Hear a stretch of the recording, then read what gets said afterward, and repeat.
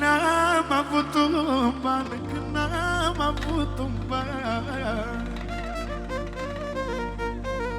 doar prietenii mei buni m-au simțit că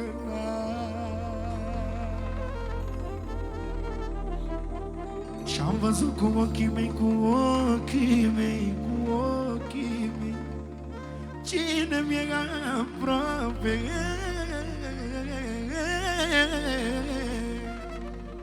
Dar și eu la rândul meu nu m-am dat deoparte.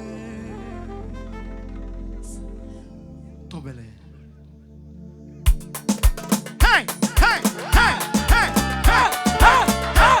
Tukudam dam dam dam, tukudam dam dam dam, tukudam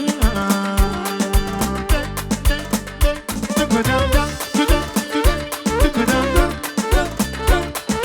dam. Alo! Dintr-o mie de prieteni 900 m-au vândut și atunci când au probleme vin la voi doi să-i ajut. Dintr-o mie de prieteni mi-au rămas câțiva din ei care știu că nu m-ar bine nici pun miliardele. Dintr-o mie de prieteni 1001 m-au vândut și atunci când au probleme vin la mine să-i ajut. Dintr-o mie de prieteni mi-au rămas câțiva din ei care știu că nu m-ar bine nici pun miliardele. Bisoi! Bisoi! Da! Bisoi! Bisoi!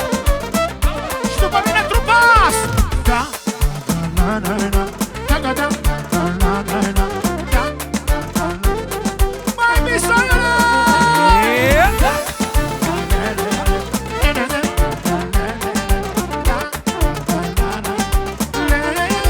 Haide, mă! Hei! Hei! Hei! Hei! Hei!